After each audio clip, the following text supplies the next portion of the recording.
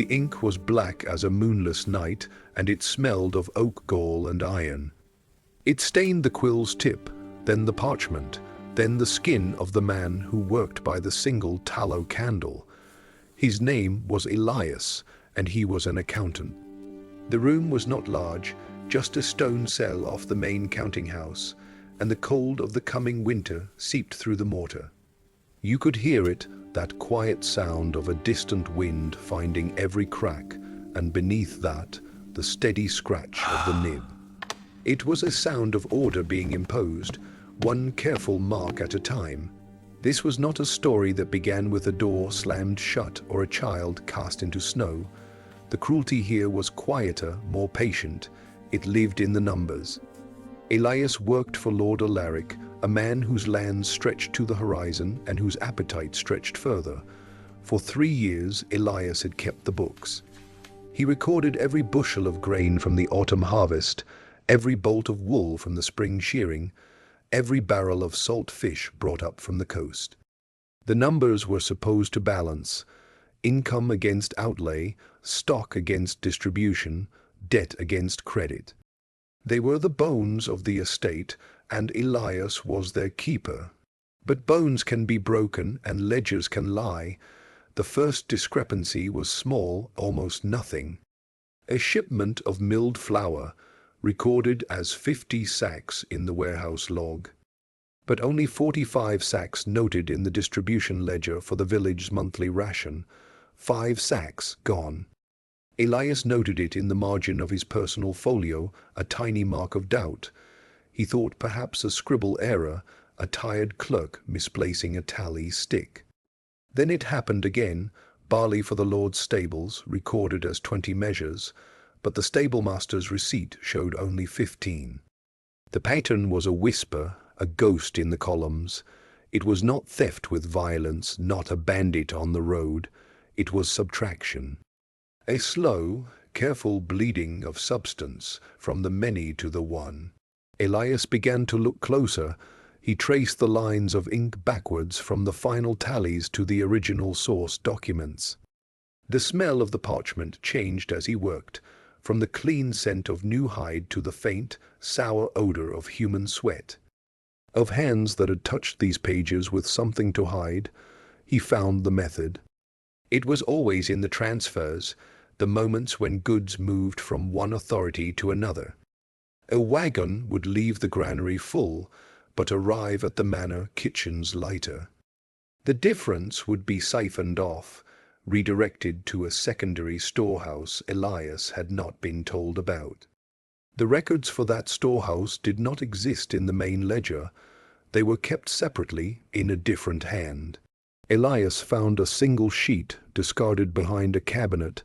It listed luxuries, spices from the East, silks, casks of wine. These were not on the estate's official accounts. They were the Lord's private indulgence, paid for with the missing grain, the missing flour, the missing barley. The cost was not measured in coins, but in empty bellies. Elias calculated it one evening, his fingers numb with cold. The missing provisions over the last year alone would have fed every child in the 3 nearest villages through the hardest month of winter. That was the setting, not a forest but a column of figures, not a locked door but a hidden ledger. The cold was not of snow, but of the realization that the system meant to ensure survival was being used to engineer scarcity. The injustice was not a single act of expulsion, but a continuous, silent diversion. The hunger was real, but it was happening somewhere else, in cottages down the road, while in the manor. The air grew thick with the smell of roasting meats and spiced wine. Elias blew out his candle. The room was plunged into a darkness so complete he could hear his own heartbeat, a slow, steady counterpoint to the wind outside. The hook was set, not by a shout, but by a sum. The tension was in the balance, or rather, in the deliberate, calculated lack of it. This was the personal cost, the weight of knowing, and the heavier weight of deciding what to do with that knowledge. To speak meant challenging the Lord. To stay silent meant being complicit in the slow starvation of people whose faces he knew, whose children he saw in the village square. His skill was his prison and his only potential weapon. The quill, the ink, the numbers. They had shown him the crime. Now they asked him a question. Would he merely record the world as it was, or would he try to change its arithmetic? The morning after his discovery, Elias returned to his desk. The candle had burned low, leaving a pool of wax that had hardened into a milky white lake on the stone. He lit a new one, the flame catching with a soft pop, and the familiar scent of tallow filled the small space. His routine was a kind of armor.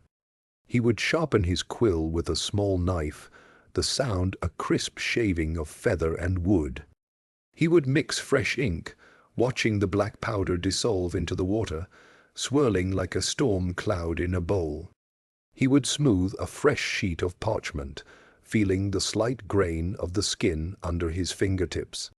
These were the rituals of his trade, and today they felt different. They felt like preparation. He opened the main ledger, the great book bound in thick leather that contained the official story of the estate. Then he opened his personal folio, the smaller, plainer book where he kept his working notes, his questions, his private sums.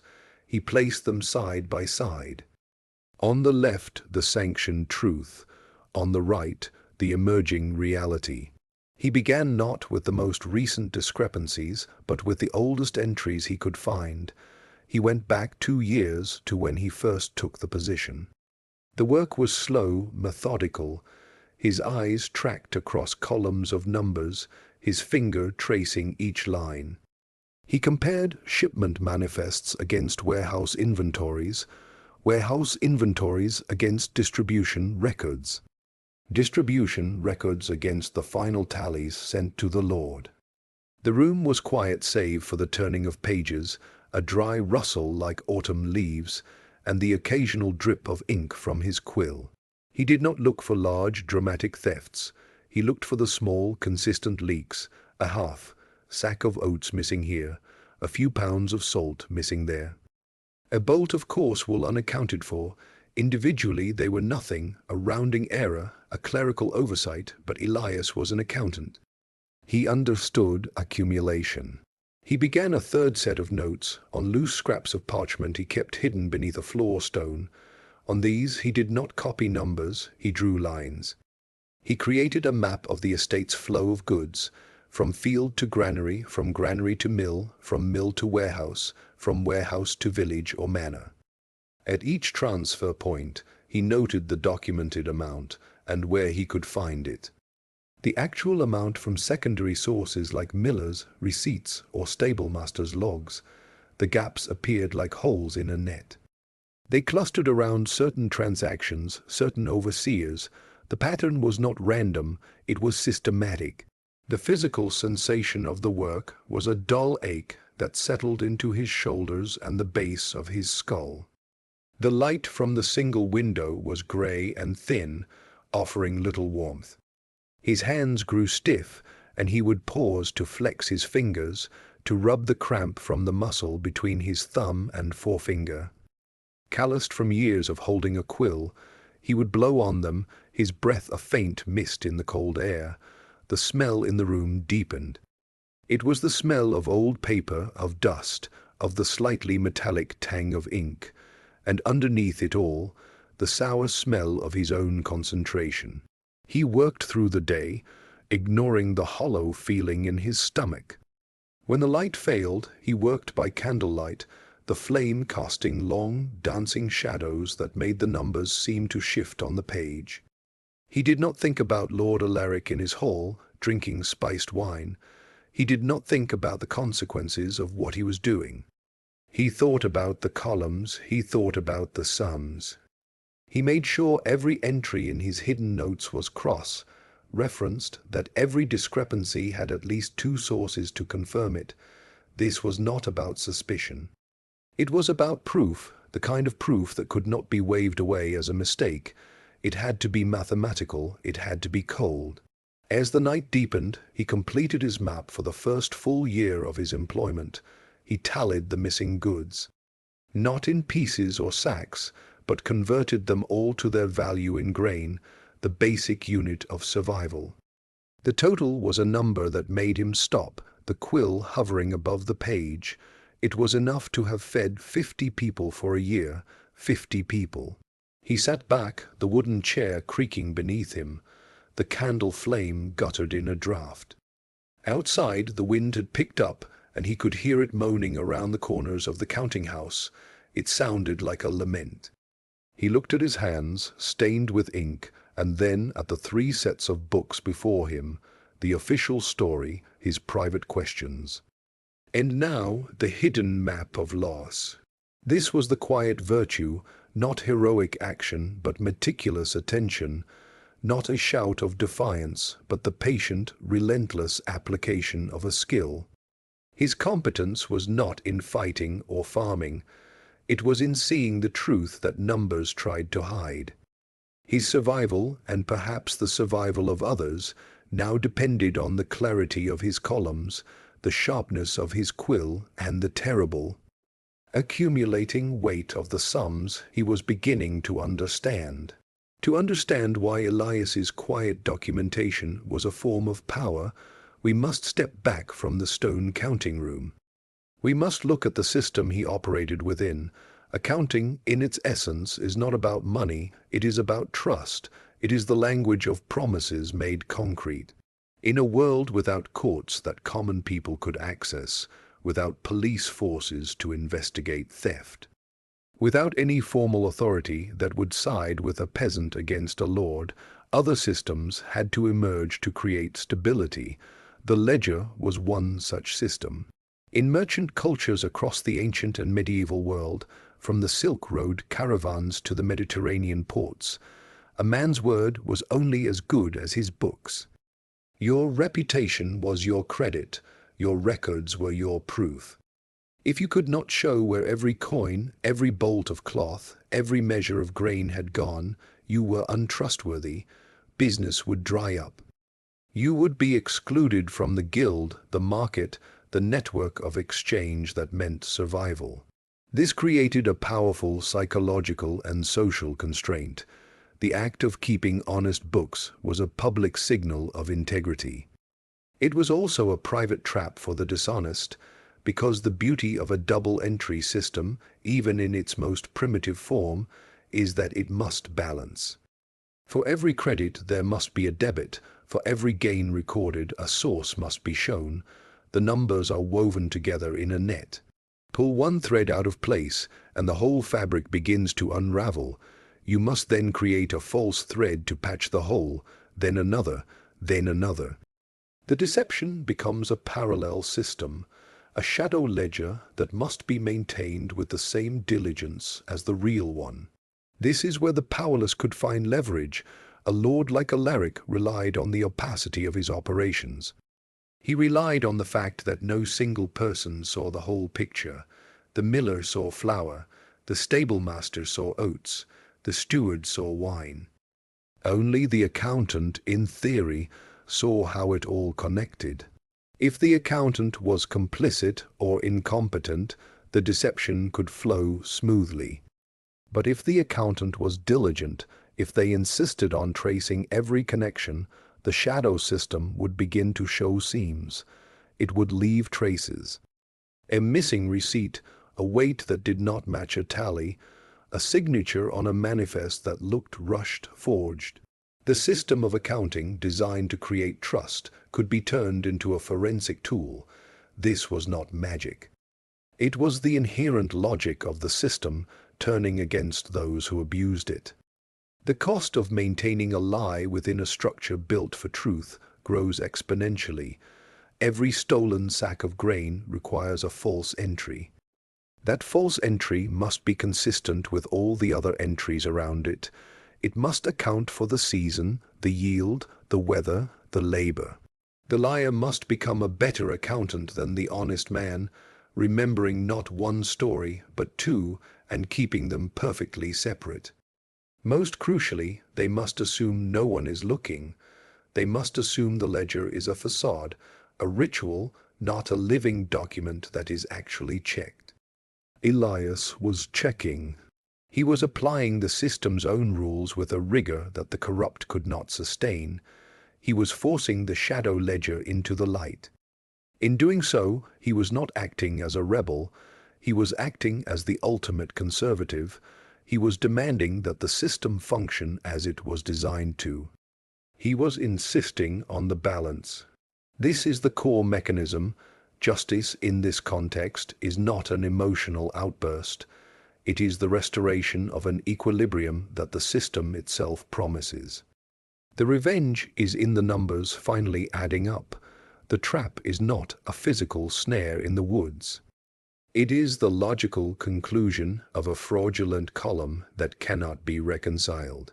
The villain does not walk into a cage. He walks into a contradiction he himself wrote, line by line, entry by entry. His greed created the imbalance. The accountant's skill reveals it. The system impartially demands its correction. The evidence was not just numbers on a page. It had a smell, a texture, a location. Elias knew he needed to see the secondary storehouse, the one mentioned on that discarded scrap of parchment. He could not ask for directions. So he began to listen. He took his midday meal in the servants' hall, a long, low room with benches and trestle tables. The air was thick with the smell of boiled cabbage, coarse bread, and the damp wool of working clothes. He ate quietly, his bowl of thin stew before him, and he listened to the talk around him. It was gossip about the weather, complaints about sore feet, jokes about the bailiff. Then he heard it. Two grooms, their hands grimy from the stables, were talking about a delivery. One said he'd been up before dawn to help unload a cart at the old ice house by the north wall. The other asked what was in it, and the first had shrugged. Barrels, he said, heavy ones, smelled like spices or maybe wine. Not for our table, that's sure. They laughed a short, bitter sound. The old ice house, it made sense. It was away from the main buildings, built into a hillside for coolness. It would be dry. It would be forgotten by most. After his meal, Elias took a circuitous route back to the counting house, one that passed near the north wall.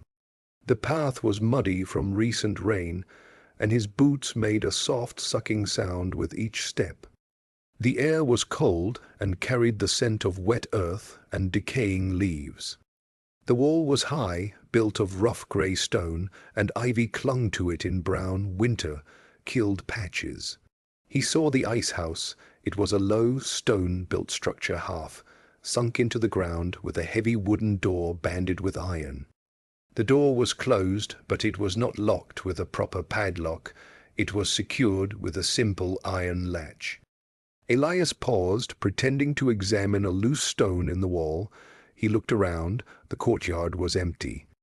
From the kitchen gardens beyond the wall, he could hear the distant sound of a spade turning earth. He walked to the door. The iron of the latch was cold to the touch, even through his gloves. He lifted it slowly. It moved with a faint, rusty squeak. He pulled the door open just a crack. The smell that wafted out was complex and overwhelming. It was the dry, sweet dust of grain. It was the rich, fruity scent of aging wine. Underneath that, the sharp, exotic perfume of pepper and cinnamon, and the oily smell of waxed cloth. He let his eyes adjust to the dimness inside. The space was not large, but it was packed. He saw sacks stacked against the far wall, not the rough hemp of the estate's common grain sacks, but finer cloth. He saw barrels with iron hoops, smaller than ale barrels. He saw wooden crates and bolts of fabric that gleamed dully in the sliver of light. This was not surplus. This was a treasure trove, a private hoard. He saw a ledger, a small one, sitting on top of a crate near the door. He reached in, his heart beating a hard, quick rhythm against his ribs. He picked it up. It was covered in a fine layer of the same sweet dust. He opened it. The handwriting was the same as on the scrap he had found. It was a simple inventory. It listed everything in the room: pepper, 10 pounds, cinnamon, 5 pounds, wine of Gascony, 12 barrels, silk blue, 3 bolts. The entries went on. Each item had a date of acquisition. He flipped through the pages. The dates spanned the last 3 years. He found an entry for the missing barley, redirected on a specific date, another for the milled flour. This was the shadow ledger made physical. This book connected the abstract discrepancies in his main ledgers to tangible, stolen goods. He heard a sound from the garden, a cough. He closed the book, replaced it exactly as he had found it, and eased the door shut. The latch fell back into place with a soft click. He walked away, his steps measured, back toward the counting house. His mind was no longer on the numbers alone. It was on the smell of spices in a cold room, the feel of the dusty ledger in his hand, the sight of fine silk in a place meant for ice. The injustice was no longer a column out of balance. It was a room full of feasts that were never shared, of warmth that was never distributed. The cold reality was not just in his stone cell. It was in the contrast between that hidden bounty and the thin stew in the servants' hall. The hunger was not an abstract concept. It was the direct result of what was stored behind that iron, latched door. He had found the physical proof. Now he had to decide what it was proof of, and what he could possibly do with it. To understand why Lord Alaric's theft was not a personal failing but a systemic feature, we must dissect the feudal structure itself. The lord was not an owner in the modern sense. He was a steward, a node in a vast hierarchy of obligations. He held the land from a higher lord, perhaps a baron or a count, to whom he owed military service and a portion of the yield. In return, he was granted the right to extract labor and goods from the peasants who worked that land. His duty, in theory, was protection and justice. He was to maintain order, defend against bandits, and ensure his people did not starve. The surplus, what remained after the peasant's subsistence and the lord's dues to his superior, was his to use. This created an inherent conflict of interest. The lord's wealth and status were directly tied to maximizing that surplus. The peasant's survival was tied to minimizing it, to keeping enough back for bad winters, sick animals, poor harvests. The system had no independent auditor. The only check on the lord's extraction was tradition, custom, and the threat of revolt if he pushed too far. But custom is a fuzzy boundary. It can be stretched, reinterpreted, ignored in small increments. This is where the psychology of institutional corruption takes root. It begins not with a grand plan to steal, but with a small rationalization. The harvest was good this year, the lord might think. Taking an extra tithe will not be noticed. The granary is full. Or perhaps the harvest was poor, and he thinks, I must secure my own stores first, my household, my knights. The peasants will manage. Each rationalization is a tiny adjustment to the moral ledger. It creates a precedent. The next year, it is easier to take a little more. The year after, it becomes expected. The system of accounting, meant to track these flows, becomes the very tool for obscuring them. A skilled lord, or a skilled agent working for him, learns to manipulate the records. They learn to create plausible justifications for the extractions, a poor yield blamed on weather, a spoilage that never happened. A distribution to a fictional garrison, the records cease to reflect reality. They become a narrative of control. The lord's agents, the bailiffs, the reeves, the stewards are complicit. Their positions depend on the lord's favor. Their bonuses might come from the efficiency of their extraction. They have a vested interest in making the numbers tell a story of adequate, even generous, provision for the peasants, while secretly funneling the difference upward. This is not a conspiracy of evil men. It is the slow, gravitational pull of a system that rewards accumulation at the top and provides few mechanisms for accountability from below. The cost of this corruption is not merely material. It erodes the very social contract that holds the feudal order together. The peasant's labor is the foundation. If they believe their labor is being stolen, if they see their children hungry while the Lord's tables groan, their willingness to work, to fight for the Lord, to respect his authority evaporates.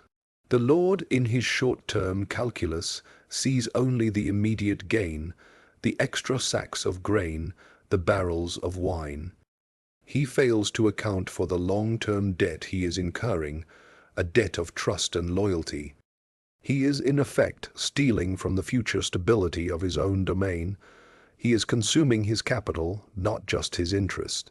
Elias, sitting in his cold room, was bumping up against this deep structural flaw. His meticulous work was threatening to make visible the hidden cost of the Lord's greed. He was not just finding stolen goods. He was uncovering the rot in the system's logic. The injustice was personal for the hungry child in the village, but it was societal in its origin. It was baked into the very relationship between power and powerlessness, between the one who kept the books and the one who controlled what the books said. The Lord's return, his demand for what Elias had built, would not be a dramatic confrontation in a forest. It would be a quiet pressure within the system itself, a demand for complicity. A test of whether the accountant would become another agent of the corruption, or whether he would become a fault line in its foundation. Elias's solitary investigation was not an anomaly in human history. It was part of a long, quiet tradition. To see this, we must look beyond the manor walls, across centuries and continents. In ancient Mesopotamia, scribes pressed cuneiform into clay tablets, recording temple offerings, grain stores, and labor hours. These were not just inventories. They were contracts with the gods and the king. A discrepancy was a spiritual and legal offense. In the Roman Empire, the tabularii, the keepers of records, were essential to administration. Their wax tablets and papyrus scrolls tracked the grain dole for the city of Rome, a system that kept millions from rioting. Accuracy was a matter of public order. In the medieval Islamic world, the Hizba, the market inspector, relied on precise weights, measures, and documented prices to ensure fair trade, a concept rooted in religious law. The merchant guilds of Europe in the later Middle Ages developed sophisticated double-entry bookkeeping, not just for profit, but for trust. A member's books could be audited by the guild. Fraud meant expulsion, economic death. In all these cases, the record keeper held a peculiar power. They were often low status, a clerk, a scribe, an accountant. But they were the guardians of the official story. Their fidelity to the record was the thin line between order and chaos, between trust and collapse. When those records were corrupted from above, when a pharaoh, an emperor, a lord, or a guild master began to siphon resources, the record keeper faced Elias's dilemma. Do I record the world as it is, or the world as power wants it to be? We have fragments of their resistance, a clay tablet from that notes a missing shipment with unusual emphasis. A papyrus from Roman Egypt where a scribe has made a second, secret copy of a tax roll, showing the true amounts versus the inflated ones sent to the authorities. The records of the Florentine merchant Francesco Dettini, filled with meticulous notes that later historians used to reconstruct not just his business, but the economic pressures of his time. These individuals did not lead revolts, they did not publish manifestos, they kept better books. They ensured that the deception, if it was to succeed, would have to be perfect, and human deception is rarely perfect. It leaves traces. A number out of sequence, a handwriting that changes, an entry that does not match the seasonal pattern. The continuity here is profound. In societies without impartial courts, without a free press, without any formal check on authority, the ledger became a surrogate for justice. It was a system that promised in its cold, numerical way that everything must be accounted for, that for every debit there must be a credit. The moral universe could be expressed in this language. A theft created a moral debit. Justice was the credit that balanced it. Revenge in this framework was not an emotional spasm. It was the act of completing the equation. It was finding the missing entry and forcing it into the light. Elias in his stone room was walking a path worn by countless clerks before him. His weapon was not new, it was ancient. His anxiety was not unique. It was the chronic condition of anyone who sees the truth and knows the cost of speaking it. The historical layer shows us that his story is not a fairy tale. It is a recurring pattern. The powerless, armed with nothing but literacy and a commitment to fact, using the system's own rules to constrain the powerful. The survival of these records, these clay tablets, these parchments, is itself a form of justice. They outlived the kings and the lords. They whispered the truth long after the liars were dust. The summons came not by a servant, but by the steward himself. The man appeared in the doorway of the counting room, his shadow long in the late afternoon light. He was a tall man, thin, with a face that seemed permanently set in a mild frown. He wore a key ring at his belt that jingled softly as he moved. "Master Elias," he said, his voice dry as old parchment, "his lordship requests your presence in the solar at once." Elias looked up from his work. He had been cross, referencing a shipment of salt against 3 different receipts. His fingers were stained, his back ached from hunching. He felt a cold stillness settle in his chest, the same feeling he got when he found a number that refused to balance. He nodded slowly. He closed the main ledger. He did not touch his personal folio or the hidden scraps beneath the stone. He simply stood, smoothed his worn tunic, and followed the steward. The walk through the manor was a journey through layers of sensation. They left the stone chill and dust, scent of the counting house for the warmer, wood-paneled corridors of the main building. The air here smelled of beeswax polish and the faint, sweet smoke from the great hall's fireplace. They passed tapestries that showed hunting scenes, the threads worn smooth in places. They passed a servant carrying a tray of empty wine cups, the dregs smelling of cloves and sour fruit. Elias's boots, scuffed and muddy from his walk to the ice house, made soft thuds on the rush-strewn floor. The steward said nothing. The only sounds were their footsteps, the jingle of the keys, and the distant murmur of voices from somewhere deeper in the house. They reached a heavy oak door. The steward knocked once, a sharp rap, then opened it without waiting for a reply. The solar was a small, private room off the Lord's bedchamber. It was warmer than anywhere else Elias had been in the manor. A fire crackled in a hearth of carved stone. The walls were hung with richer tapestries, these showing biblical scenes. The light came from several good wax candles, not tallow, and their clean, honeyed scent filled the room, overlaying the smell of the fire and the leather of the books on a small table. Lord Alaric sat in a high, backed chair by the fire. He was a man in his middle years, with a broad face and a beard that was more grey than brown. He wore a fur-lined robe. Though the room was warm, he was not reading. He was simply sitting, one hand resting on the arm of his chair, the other holding a silver cup. He looked at Elias as he entered. His eyes were the color of slate, and they gave nothing away. "Ah, the accountant," he said. His voice was deeper than the steward's, a rumble that filled the small space. "You have been with us, 3 years now?" Elias stood just inside the door, his hands at his sides. "Yes, my lord, 3 years this spring. And your work," Alaric said, taking a slow sip from his cup. "It is satisfactory. The estate books are in order." Elias said nothing. He waited. The Lord set his cup down on a small table beside him. The sound of silver on wood was precise. "There is a matter," Alaric continued, his gaze steady on Elias, "the winter stores, the reports from the villages. They speak of shortages. The miller says the grain allotment was short. The blacksmith says the charcoal was less than promised. There is discontent, a murmur. I rely on my books to tell me the truth of my stores. Your books tell me all was distributed as planned. So where, accountant, does the discrepancy lie?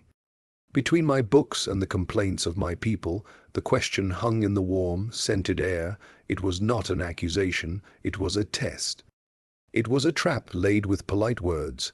The Lord was presenting the problem, but framing it as a failure of the villages, or a failure of Elias's record-keeping. He was asking Elias to choose a side, to blame the miller for poor measurement, to blame the peasants for greed or lies, to find an error in his own sums. To do anything but point the finger back up the chain, back into this warm room, back to the man in the fur-lined robe. Elias felt the cold in his chest tighten. He thought of the ice house, of the smell of spices and wine. He thought of the numbers in his hidden folio, the map of loss. He could speak now. He could say, "My lord, the discrepancy lies in the secondary storehouse by the north wall." He did not. He met the Lord's gaze. The books record what was documented as distributed. "My lord," he said, his voice calm, quieter than he felt. If the miller's measure differs, it could be an error in measurement, or it could be an error in the initial quantity recorded as leaving the granary. I would need to examine the granary logs and the miller's receipts together. It was a neutral answer, a technical answer. It committed to nothing but more investigation. It played the game of the ledger. Lord Alaric watched him for a long moment. The fire popped. Then he nodded once. "See that you do," he said. "A lord must have accurate information. Discontent is a weed that grows in the soil of confusion. Root it out. You are dismissed." Elias bowed his head slightly, turned and left the room. The steward was waiting outside. He led Elias back through the warm corridors, back to the stone cold of the counting house. The door closed behind him. Elias stood in the center of the small, dark room. The tension of the encounter drained away, leaving a hollow fatigue. The Lord had not confronted him. He had recruited him. He had been given a mission to find the root of the discontent, and Elias knew exactly where the root was. The conflict had begun. Not with a shout, but with a quiet question in a warm room. The villain had returned, not to cast him out, but to enlist him in maintaining the fiction. The trap was not a physical snare. It was an offer of continued employment, of safety, in exchange for his silence, for his skill being turned to blame the victims. Elias walked to his desk. He looked at the closed ledger, at his quill, at the inkpot. His trade was his only weapon. And the first battle had just been a test of whether he would even pick it up. Lord Alaric's polite interrogation revealed a fundamental mechanism of corrupt systems. They do not primarily defend themselves with walls or soldiers. They defend themselves with information control. The steward's jingling keys were not just for doors. They were for knowledge, who had access to which ledger, who could speak to the Lord directly, who was allowed to see the whole picture. In any hierarchy, information flows upward. Problems are filtered, simplified, and often sanitized before they reach the top. The Lord at the apex receives curated reports. He sees summaries, not raw data.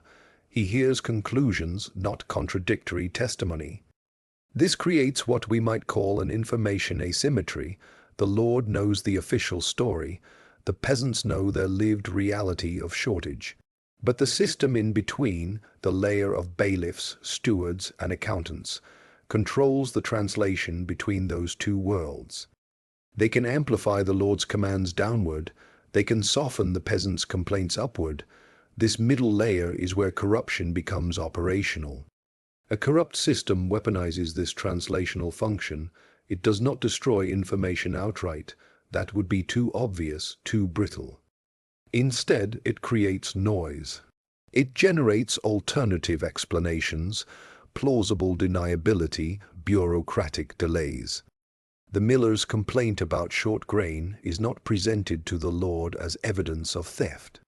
It is presented as a possible accounting error, a measurement discrepancy, or the miller's own incompetence. The complaint is translated from a moral accusation into a technical problem. Technical problems can be studied, committees can be formed, investigations can be launched that go nowhere. They consume time and energy. They fatigue the complainant. The goal is not to prove the Lord innocent. The goal is to make proving him guilty impossibly costly, complex, and slow. The system relies on the fact that most people have limited resources. They cannot afford to keep detailed records. They cannot take time away from planting or harvesting to pursue a complaint through layers of officials. They get tired, they give up. The injustice becomes normalized, just the way things are. This is the core logic mechanism Elias was up against. His power, his threat, came from his position within that translational layer.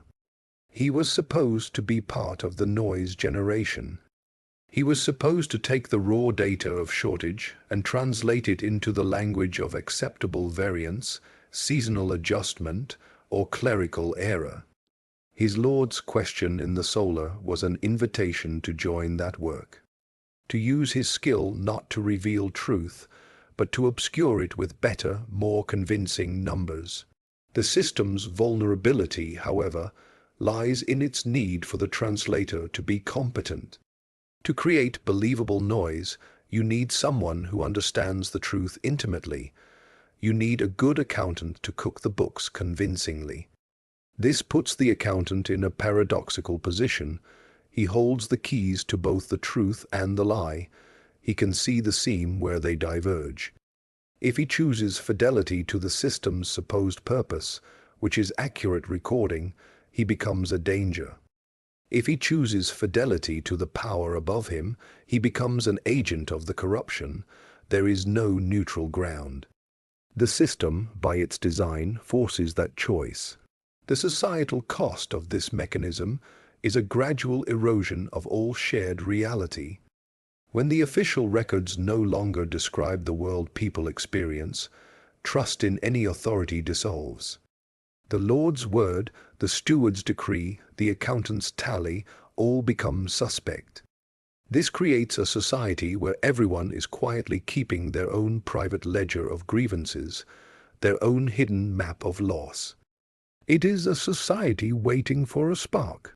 Elias's meticulous work was an attempt to rebuild a shared reality from the bottom up. He was trying to create a record so detailed, so cross-referenced, that it could not be dismissed as noise. He was trying to force the translation layer to be accurate. In doing so, he was attacking the system's primary defense mechanism. He was not just counting grain, he was challenging the right of power to define what truth is. Elias did not begin a public campaign. He did not write a manifesto or try to rally the villagers. He understood that in a system designed to dissipate collective action, the only durable resistance was often solitary and precise.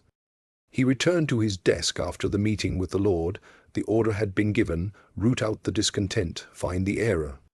He would do exactly that, but not in the way the Lord intended. He began to act on the Lord's command with a terrifying literalism. He requested the granary logs from the past year. He requested the miller's receipts. He requested the stablemaster's feed records. He requested the kitchen steward's weekly inventories. He made these requests through the proper channels to the steward, citing his lordship's direct instruction. The requests were unusual in their volume and specificity. They caused a minor stir in the lower administration. Clerks had to dig through old chests. Dust was disturbed. The steward, with his jingling keys, brought Elias the documents in batches, his expression unreadable. The pile of parchment and wax tablets on Elias's desk grew. The room began to smell even more strongly of old paper and the dry, earthy scent of stored records. Elias's work entered a new phase. He was no longer just comparing the main ledger to a few scattered notes. He was building a second, complete set of books from the ground up. He started with the harvest. He took the field reports written by the bailiffs after the last sheaf was cut. He added them together. This was the total grain produced. Then he traced it. First, the tithe to the church, recorded in a separate church ledger he requested and received. Then the Lord's share, which went to the granary. Then the peasants' portion, which was supposed to be returned to them for seed and food. He followed each portion through its documented journey. The Lord's share was milled. He compared the weight of grain sent to the mill with the weight of flour returned. He accounted for the miller's fee, a percentage of the flour. The flour was then stored, then distributed. He did this for barley, for oats, for rye. He did it for the wool clip, from sheep to shearer to fuller to weaver. He did it for the charcoal, from woodcutter to collier to blacksmith. He created a vast interconnected web of numbers. Every transfer point, every conversion, every fee was recorded. He worked late into the nights, his eyes straining in the candlelight, his hand cramped. He developed a headache that sat like a band of iron around his forehead, but the picture that emerged was one of stunning clarity. It was a picture of a system functioning almost perfectly, except for a series of small, deliberate leaks. The leaks always occurred after a conversion, after the value had been increased by labor. Grain became flour, and then some of the flour vanished. Wool became cloth, and then some of the cloth vanished.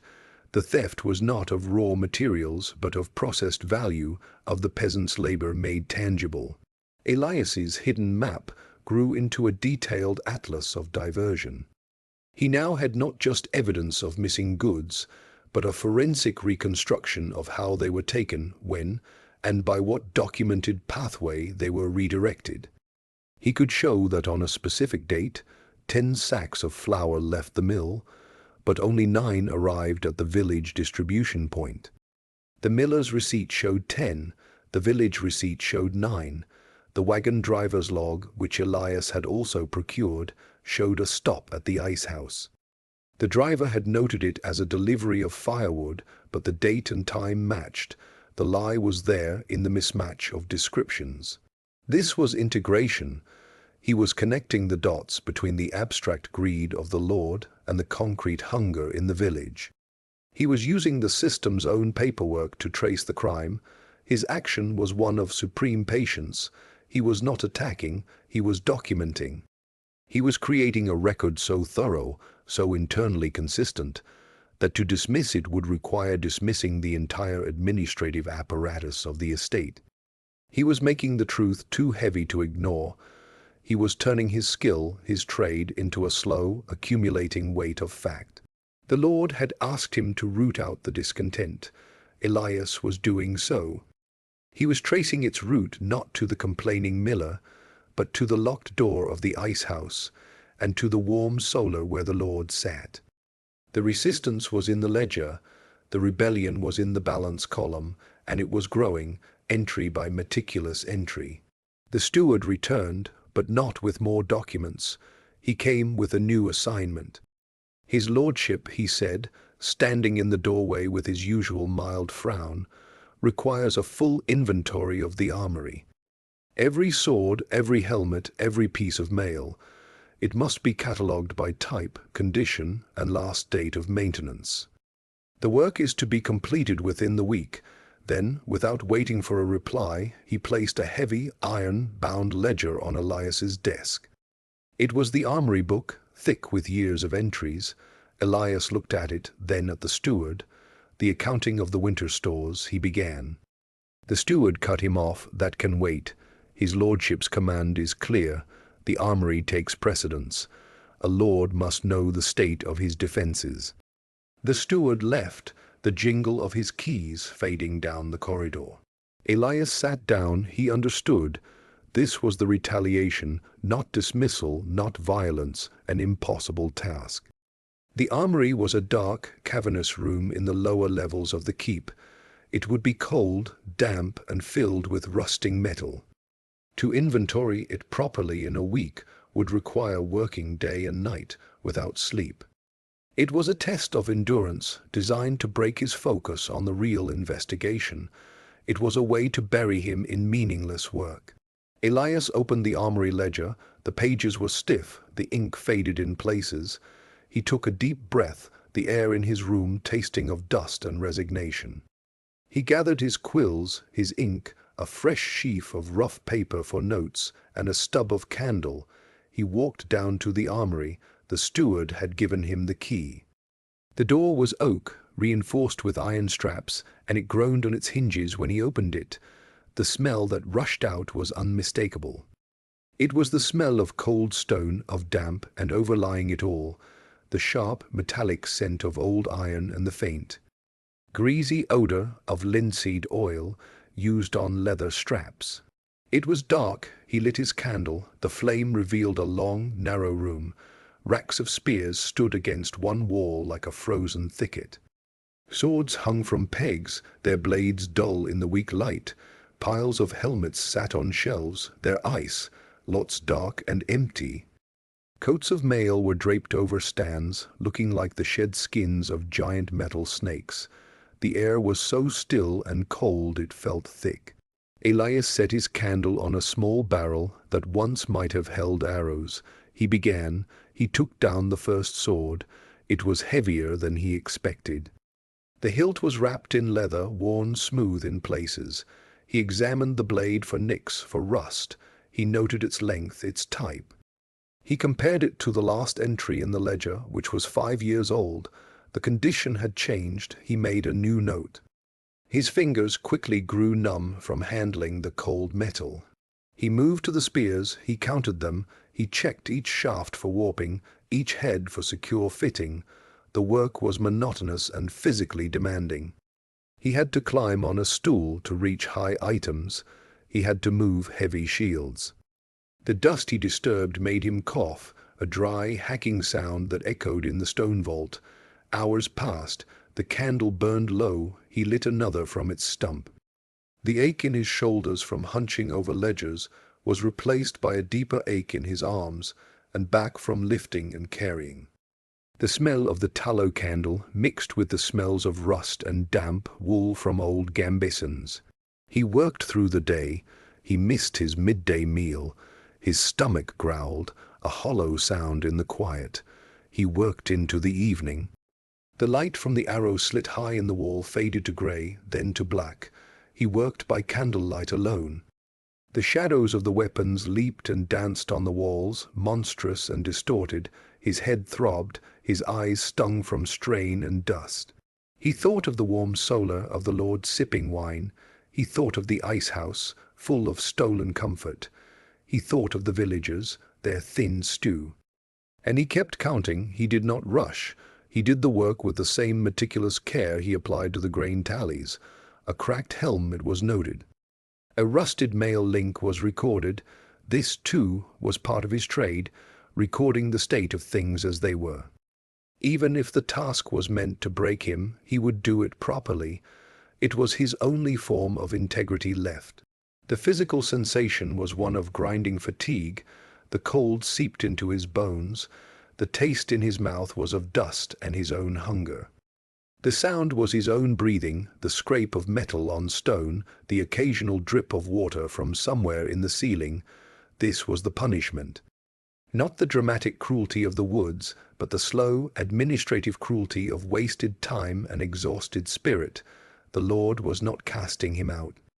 He was burying him alive in the basement of his own domain, under a mountain of rusted iron. Elias's survival in that moment was not about courage. It was about stubbornness. It was about continuing to make the mark, to write the note, to count the spear, even when every muscle protested. Even when the purpose seemed designed only to crush him, he would inventory the armory, and then he would return to his real work. The quiet virtue was becoming a quiet defiance, measured not in shouts, but in the number of items catalogued against an impossible deadline. Elias's ordeal in the armory was not an isolated incident of petty tyranny.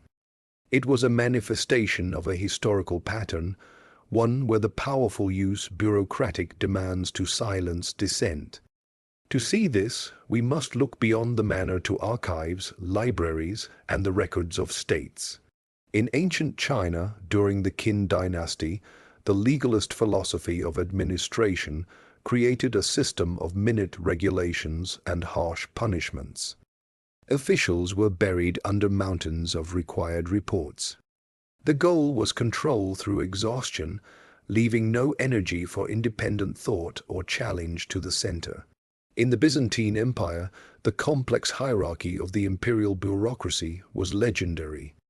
A petitioner seeking justice could be sent from office to office, each requiring a new document, a new fee, a new seal, until their resources or will were spent. The system was not designed to deliver justice, but to manage the demand for it, to render it inaccessible through procedure. In the early modern European states, the rise of absolute monarchy saw a similar weaponization of administration. Kings demanded endless surveys of their domains, inventories of resources, lists of men and arms. These were tools of control, yes, but they were also tools of distraction for potentially trouble some local officials. Keep them counting and they cannot plot. This pattern reveals a deep historical insight. When you cannot kill the truth, tell her outright, either because of custom, law, or fear of creating a martyr, you bury them in work. You assign them tasks that are legitimate, important, seeming, and impossibly vast. You make their dedication to duty their own prison. The Roman censor taking a years-long census, the medieval monk tasked with copying an entire library by hand. The colonial administrator required to file triplicate reports on every minor incident. The purpose is attrition. The mind and body can only endure so much. The spirit breaks under the weight of meaningless labor. The individual is neutralized not by a sword, but by a stack of parchment. The historical record is full of these quiet defeats. We know of them not from heroic tales, but from the absence of certain voices, from the trails of documentation that suddenly go cold, or become rote and lifeless. A scribe's hand changes from careful, individual strokes to a hurried, standardized scrawl. The personality is ground out of the record. This is the cost that is often hidden. We celebrate the stories where the hero overcomes the impossible task, the 12 labors of Hercules. But history is mostly the story of the tasks that were not overcome, of the voices that were worn down to silence by the sheer grinding weight of the system. Elias in his cold armory was reenacting a scene played out countless times in human history. His weapon was his quill, but his enemy was not just Lord Alaric. It was the ancient tactic of administrative overload. His survival, therefore, was not just personal. It was a defiance of a historical method of control. If he could complete the armory inventory, not with rushed inaccuracy, but with the same meticulous care he gave to the grain, he would be doing something remarkable. He would be proving that the tactic could fail, that a mind committed to truth could outlast a body tasked with exhaustion, that the record, even of rusted swords, could be made honestly. This connects back to the core idea of moral accounting. The Lord's theft created a moral debit. The armory task was an attempt to create a countervailing credit of fatigue and despair, to balance the books by breaking the bookkeeper. If Elias allowed himself to be broken, the moral ledger would be settled in the Lord's favor. The truth would remain hidden, and the accountant's spirit would be the price paid. But if Elias endured, if he kept his accounts honest even in the face of designed futility, he was adding to the moral credit side. He was proving his own integrity, and by extension, the integrity of the system he was trying to restore. The historical layer shows us that Elias's cold fingers, his aching back, his throbbing head, were not just personal suffering. They were the front line in a very old war, a war between those who use systems to hide truth and those who use systems to reveal it. Elias emerged from the armory after 7 days. He had slept in snatches, leaning against cold stone, eating the hard bread and cheese a servant left by the door each evening. His clothes smelled of rust and damp wool, his hands were scratched and stained with grime, his eyes were red, rimmed and felt full of grit. But he carried a completed ledger. He had catalogued every sword, spear, helmet and coat of mail. He had noted the rust, the cracks, the loose links. He had created a precise picture of decay. It was a picture of neglect, of resources allocated to luxury, to the ice house, while the tools of defense were left to corrode in the dark. He delivered the ledger to the steward. The man took it without comment, his expression unchanged. Elias returned to his counting room. The pile of documents on the winter stores was still there, a silent accusation. He sat at his desk, his body screamed for rest, his mind felt slow, thick. But a new clarity had emerged from the exhaustion. The armory inventory had been a distraction, but it had also been a lesson. It had shown him the full scope of the Lord's mismanagement. It was not just about stolen grain. It was about a systemic failure of stewardship. The Lord was consuming the capital of the estate, both its food and its security, for immediate, private gratification. This realization shifted Elias's strategy. He was no longer just building a case about specific thefts. He was building a case about fiduciary failure. He began to integrate the two streams of evidence. On one side, his detailed reconstruction of the diverted food and goods. On the other, his documentation of the neglected armory, which he could now compare to older maintenance records showing a steady decline in upkeep over the same 3-year period. He created a new summary document. He did not write accusations. He wrote comparisons. He drew 2 columns. In the first column, he listed the estimated value of the missing provisions, converted to a common measure of grain. In the second column, he listed the cost of repairing the armory to a serviceable state, the cost of new weapons, the cost of paying trained men to use them. All also converted to grain. The two totals were not equal. The cost of the neglect far exceeded the value of the stolen goods. The Lord had not even stolen efficiently. He had stolen pennies and in the process squandered pounds. He had weakened the estate's ability to feed itself and to defend itself simultaneously. This was the systemic insight. Corruption is not just a transfer of wealth, it is a destruction of value. It makes the whole system poorer, less resilient, more fragile. The Lord, in his greed, was not just harming the peasants. He was harming the very entity that gave him his power and wealth. He was sawing off the branch he sat on. Elias's work now had a new, devastating logic. It was no longer a simple moral story of theft. It was a business case against the Lord's competence. It was an argument that the Lord was a bad investment for the land, for the people, and for any higher lord to whom he owed allegiance. This kind of argument could have traction in a way a mere accusation of cruelty might not. A higher lord might ignore a complaint about hungry peasants. But he would listen to evidence that one of his vassals was allowing a valuable estate to rot, reducing its ability to pay taxes or provide knights. Elias was connecting the dots between the personal suffering in the villages and the cold, systemic interests of the wider feudal hierarchy. He was translating a moral grievance into a language of risk and asset management. This was integration at its most potent. He was using the Lord's own logic of accumulation against him, but applying it to the health of the whole system, not just the Lord's private hoard. The trap was being set not with a snare, but with a balance sheet. The villain would not walk into a cage. He would walk into a column of figures that proved he was unfit for his role. The revenge would be the impersonal judgment of the system itself, once the facts were clearly presented. Elias's fingers, still sore from handling cold iron, now picked up his quill again. He began to write the summary. His words were few, his numbers were many. Each number was a dot, and he was connecting them into a picture of collapse. Elias needed to eat. He went to the kitchen yard, a cobbled space behind the main kitchens where servants took their breaks.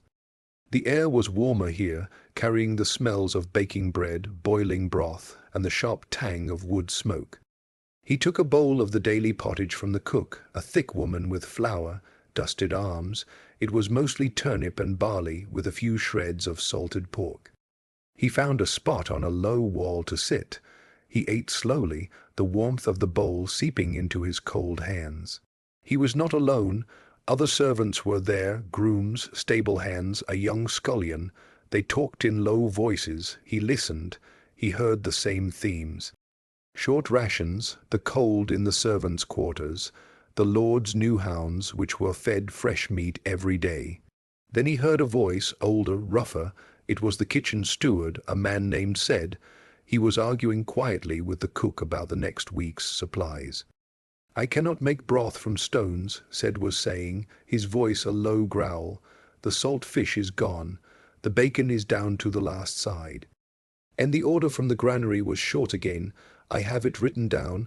I have it all written down." The cook shushed him, glancing around. Elias kept eating, his eyes on his bowl. When Said walked away, back towards the pantry, Elias finished his meal and followed. He caught up with him in a narrow passage, way lined with shelves of crockery. "Master Said," Elias said quietly. The man turned. He was older than Elias, with a face lined from years of smoke and worry. His eyes were wary.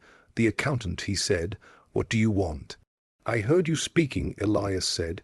"You said you have things written down about the supplies." Said's wariness deepened. "Why?" "His lordship has asked me to look into the shortages," Elias said, choosing his words with care, "to find where the error lies. I'm gathering all the records." "All of them?" Said studied him for a long moment. The passage was dim, smelling of old stone and dried herbs. Then he gave a short, bitter laugh. "The error," he said. "I can show you the error. Come." He led Elias to a small, windowless room off the pantry. It was his office. A single candle burned on a desk piled with wax tablets and scraps of parchment. The air smelled of tallow and the faint, sweet, sour odor of aging vegetables. Said rummaged in a chest and pulled out a sheaf of papers. "These are my weekly inventories," he said, thrusting them at Elias. "And these," he pulled out another stack, "are the delivery notes from the granary and the smokehouse. Compare them. The delivery note says 10 sides of bacon. My inventory, taken when the wagon left, says 8. The note says 5 barrels of salt fish. My count says 4. It has been like this for 2 years. I have complained to the steward. He tells me my counts are wrong. He tells me I cannot manage a kitchen." Said's voice was tight with a long-suppressed anger. Elias took the papers. He looked at them in the candlelight. The handwriting on the delivery notes was the same as on the ice-house ledger. The kitchen steward's hand was different, rougher, but the numbers were clear. Here was another witness. Another set of books that did not match the official story. And this witness was not a clerk. He was a practical man, responsible for feeding 100 people every day. His records were born of necessity, not theory. If his counts were off, people went hungry that night. This was the overlooked ally, not a woodcutter in a forest, but a kitchen steward in a pantry. He was aiding Elias not out of abstract kindness, but out of a shared, visceral understanding of the crime. His records were the smell of missing bacon, the taste of thin broth. Elias felt a shift inside, a slight easing of the terrible solitude of his work. He was not alone. There was someone else who saw, who counted, who remembered. "Thank you," Elias said, his voice low. "May I borrow these, to compare with the other records?" Said nodded, his anger subsiding into a grim resolve. "Take them. But be careful. The steward has eyes everywhere." Elias gathered the papers. He felt their weight, different from the weight of his own ledgers. These were stained with grease and kitchen smells. They were records of hunger, written by the man tasked with preventing it. He returned to his counting room. He now had a third stream of evidence. The Lord's theft was not just abstracted through grain conversions. It was documented in the missing ingredients of the daily meal. The helper had appeared, not with a sword, but with a delivery note and an inventory. The alliance was sealed not with an oath, but with a shared glance over mismatched numbers. The quiet virtue now had a companion. The survival of the truth depended on more than one set of eyes, more than one hand keeping a record. Elias added Sed's papers to his pile. The map of loss now had a new, detailed quadrant. The kitchen. The scent of smoke and turnips had entered the stone room, a reminder that the numbers were not just figures. They were meals not served, warmth not provided, strength not given. The fight was still with his trade, but he was no longer the only soldier in the field. The alliance between Elias and Sed was not just a personal connection. It was a microcosm of how informal networks of accountability function when formal systems are corrupted. In a healthy hierarchy, information flows through official channels. Grievances are addressed by supervisors, audits are conducted by appointed officials, justice is dispensed by courts. But when those channels are blocked, when the supervisors are part of the problem, when the officials are corrupt, and the courts are inaccessible or biased, people create alternative circuits. They talk in kitchens, in stables, in fields. They compare notes. They keep private records. They develop a shared underground understanding of the truth. This is the sociology of whistleblowing. It is rarely a single heroic individual standing alone. It is often a small, cautious network of people who have each seen a piece of the puzzle and who, through quiet signals and shared risk, begin to assemble the whole picture. Sed had his kitchen inventories, the miller had his receipts, the stable master had his feed logs. Individually, each could be dismissed as a disgruntled employee, a poor record keeper, a complainer, but together their stories corroborated each other. They formed a pattern that was harder to ignore. This network operates on mutual protection. No one person has all the evidence, so no one person can be completely silenced without the others still having fragments. They provide alibis for each other's movements. They warn each other of suspicion. They share the psychological burden of knowing, which is often heavier than the physical risk. In feudal society, these networks were the only check on lordly power below the level of outright revolt. They were the mechanism by which custom was enforced, by which a lord knew there was a line he could not cross without triggering collective, if silent, resistance. The network does not issue demands, it gathers facts, it waits. Its power is latent potential. It is a sword kept in the scabbard, but the scabbard is made of parchment and memory. The societal cost of breaking these informal networks is high. When they are destroyed through fear, through divide, and rule tactics, through the removal of key individuals, the society becomes brittle. Grievances have no outlet. Resentment builds in isolation until it explodes in unpredictable, often destructive ways. A wise lord, even a selfish one, might tolerate a certain level of grumbling and private record, keeping as a pressure valve. Lord Alaric, in his greed, had overstepped. He had pushed so hard that he was forcing the informal network to coalesce, to move from passive resentment to active documentation. Elias, by reaching out to Sed, was not just gaining an ally, he was consciously building this network. He was becoming a node, a connector. His counting room was becoming a secret archive where the disparate records of loss were being brought together.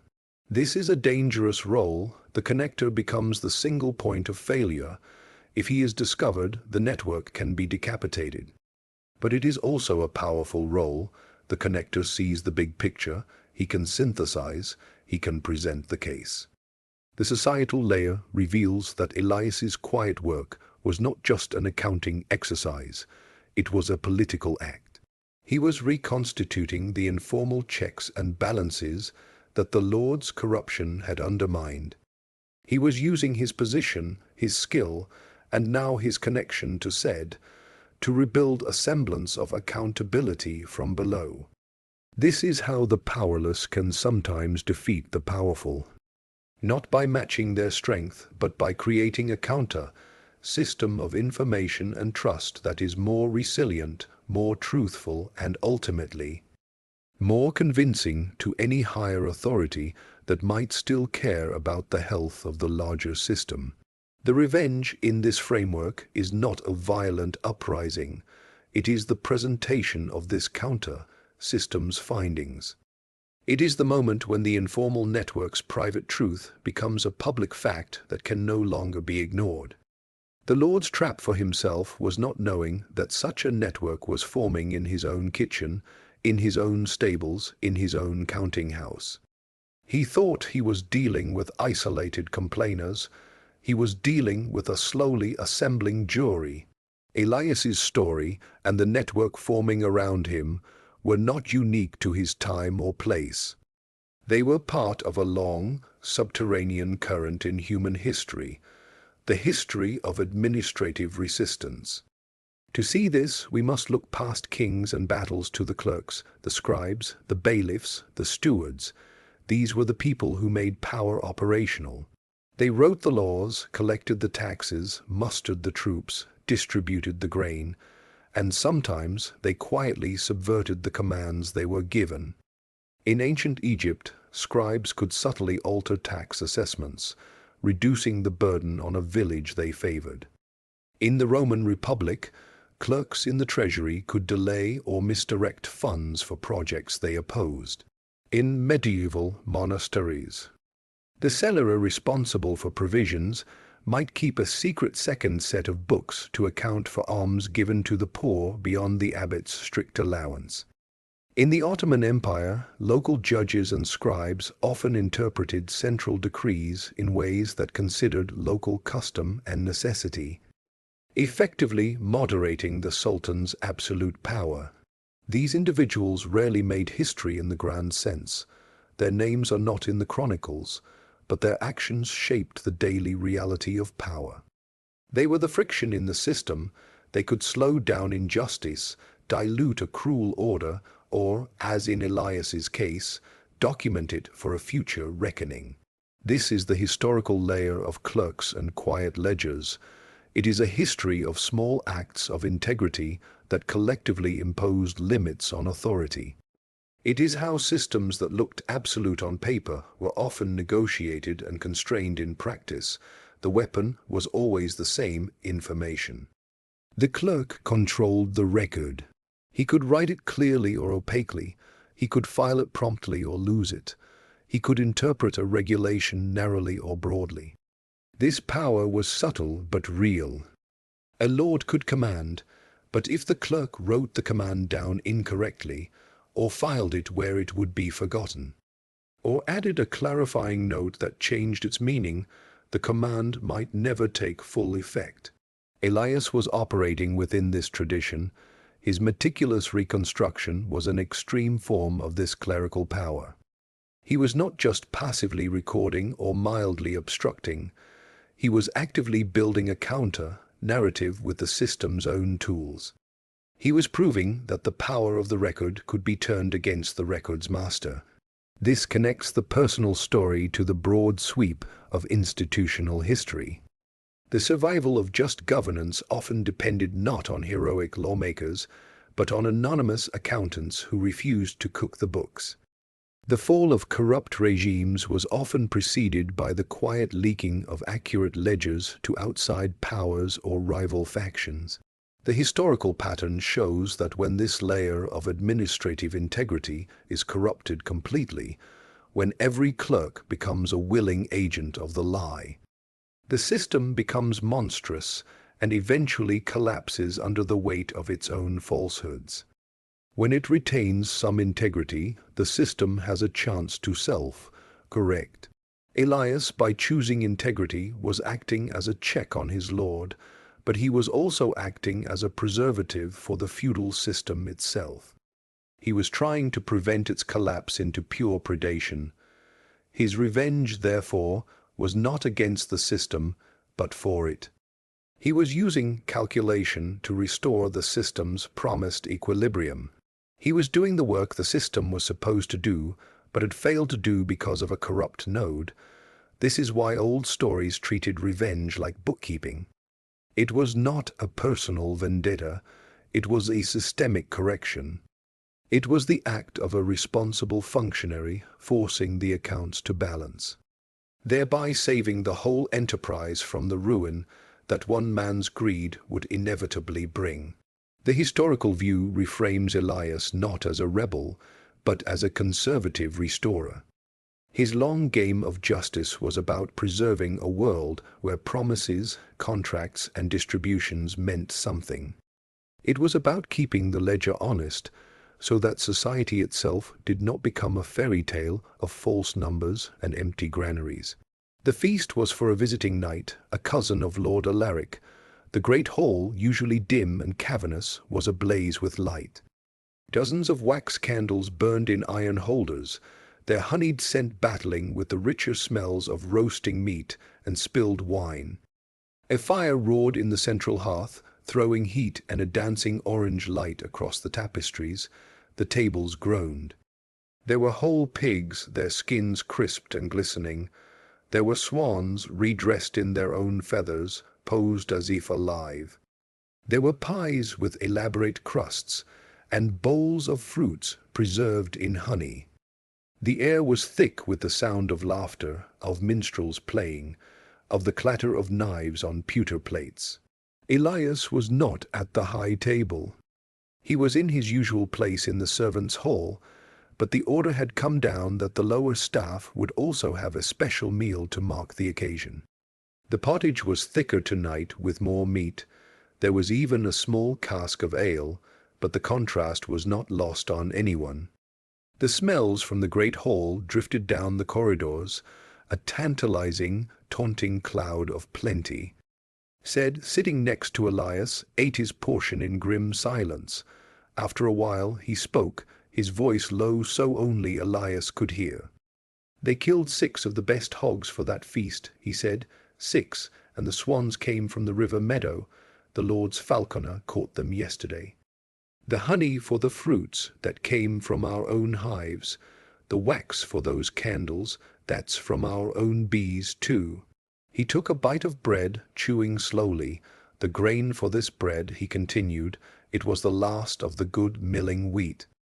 The rest is barley and rye now for us, for the villagers." He fell silent again. Elias ate. The pottage was good, better than usual, but it tasted like ash in his mouth. He thought of his ledgers. He could almost see the entries. 6 hogs, diverted from the smokehouse, swan eggs that would not hatch next spring, honey and wax that would not be traded for salt or tools. All of it consumed in one night, in a display of excess so vast it felt like a physical force. A wave of waste crashing against the reality of careful rationing in the kitchen and hunger in the villages. After the meal, Elias had reason to go to the pantry for more ink. He passed the entrance to the great hall. The doors were open to let out the heat. He paused in the shadow of the arch. He saw the Lord, his face flushed with wine and firelight, laughing at a joke. He saw the knight, a man with a loud voice, tearing meat from a bone with his teeth. He saw the servants moving silently, clearing plates heaped with half-eaten food. The smell was overpowering, a complex bouquet of fat, spice, sweat, and wood smoke. He saw a page trip and spill a tray of sweetmeats. They scattered across the rushes like fallen jewels. No one bent to pick them up. They would be swept out later, trodden into the mud of the yard. Elias turned away. He walked back to his counting room. The cold silence. There was a shock after the sensory assault of the hall. He lit his single tallow candle. It smelled of fat and smoke, a poor, greasy thing compared to the clean beeswax. He sat at his desk. He did not open his ledgers. He simply sat, feeling the contrast like a wound. The Lord's excesses were escalating. They were becoming more blatant, more theatrical. It was as if the discovery of the ice house, the quiet questions, the armory task, had not chastened him, but emboldened him. He felt secure. He felt victorious. The discontent had been noted. An accountant had been set to investigate, and life went on. The feast was a statement. It said, "I have plenty." It said, "My power is undiminished." It said, "Your hunger is your own affair." This was the cruelty, not of the locked door, but of the open door to a feast you could not enter. The injustice was not a single act of casting out, but a continuous spectacle of consumption in the face of need. The sensory focus was the smell of roasting pork that would never fill a child's bowl, the sound of laughter that drowned out the sound of an empty stomach, the sight of waste that was someone else's meal. The Lord was not just stealing, he was performing his theft, turning it into a celebration of his own power. This was a new layer of the conflict. It was no longer hidden in columns, it was on display in the hall. It was a challenge. It dared anyone to speak against such obvious, joyful strength. Elias looked at his hands resting on the cool wood of the desk. They were the hands that recorded the cost of that feast, in hogs not smoked for winter, in grain not milled for bread, in labor not rewarded. The quiet virtue in that moment felt very small, a scratch of ink against the roar of the fire, the smell of the feast, the sound of the Lord's laughter. But it was all he had. The numbers were silent, but they were patient. They would outlast the laughter. They would remain when the greasy rushes were swept away. They would tell the true cost of the night, long after the last guest had stumbled to bed. Lord Alaric's escalating feasts and his sense of security were not signs of strength. They were the predictable symptoms of a corruption system reaching its mature and most vulnerable phase. To understand this, we must analyze the mathematics of greed. Corruption is not a static state. It is a process that follows its own internal logic. It begins with small, cautious thefts. The thief is nervous, covering his tracks carefully. The system of deception is simple, the shadow ledger thin. As time passes and the thefts go undetected, the thief gains confidence. The thefts grow larger. The shadow ledger becomes more complex, but the thief, now experienced, believes he can manage it. He starts to believe his own narrative of entitlement. He begins to see the stolen resources not as illicit gains, but as his rightful due. This is the overconfidence phase. The thief stops worrying about detection. He starts to enjoy the fruits of his theft openly. He throws feasts. He buys luxuries. He makes his corruption visible because to him it is no longer corruption. It is success. This is where the system creates its own vulnerability. The very act of enjoying the stolen goods creates new evidence. The feast requires procurement, which leaves a paper trail. The luxuries require storage, which creates a physical location, like the ice house. The open display creates witnesses, like said the kitchen steward, who can see the disconnect between the official story and the reality on the ground. The complexity of the shadow ledger also becomes a liability. To maintain the deception across multiple domains, grain, meat, cloth, armor, the thief must keep dozens of false entries consistent with each other and with the real world. He must remember which story he told to which person. He must ensure that the miller's lie matches the wagon driver's lie, which matches the entry in the ice house ledger. This is a cognitive burden. Humans are poor at maintaining complex, consistent lies over long periods. They make mistakes, they get lazy, they assume no one is checking. The mathematics are against them. The probability of a mistake increases with the number of false entries and the number of people involved. Elias, by checking everything, was exploiting this mathematical certainty. He was increasing the cognitive burden on the corrupt system to the breaking point. The Lord's feast was a mistake from this perspective.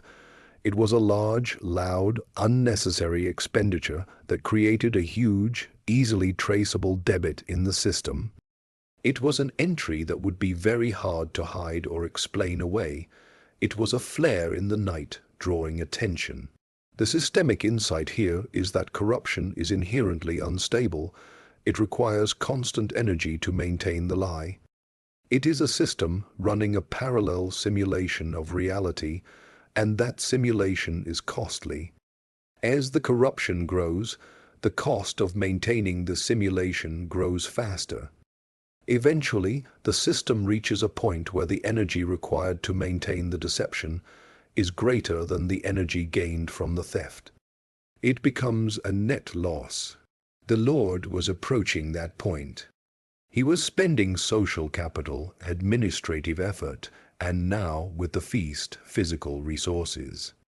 To maintain a fiction that was becoming less and less believable, his greed was creating a negative return. The trap Elias was setting was simply the weight of this accumulated inconsistency. He was not creating new evidence.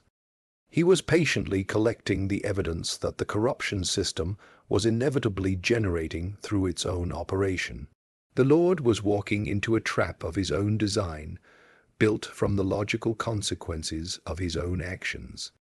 The revenge, therefore, was not an act Elias had to perform. It was an outcome he had to reveal. He was the accountant who would finally tally up the cost of the parallel simulation and present the bill. The bill would show that the simulation was bankrupt. The collapse would come not from an external attack, but from the internal contradiction of a system trying to be two things at once. The mathematics of greed always contain the seed of their own failure. Elias's role was to be the gardener who patiently tended that seed until it broke through the pavement of lies. The time for patient assembly was over. Elias had all the pieces.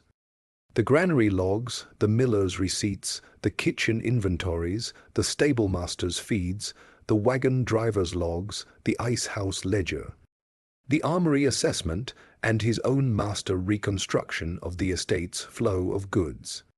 The pile of evidence was a small hill on his desk and the floor around it. It smelled of dust, old parchment, ink, and the faint, lingering sense of their origins: kitchen grease, stable straw, iron rust. He needed to compile it into a final, undeniable case, not a sprawling archive, but a concise indictment. He began with a fresh, large sheet of the best parchment he had. He would create a summary ledger. It would have only a few pages, but every number on it would be backed by a mountain of corroborating documents. He worked with a focused intensity, his fatigue burned away by the clarity of the endgame. He first listed the total theoretical yield of the estate for the past 3 years, based on the field reports. This was the credit side, what the land and people had produced. Then, in a series of debit entries, he listed where it had all gone.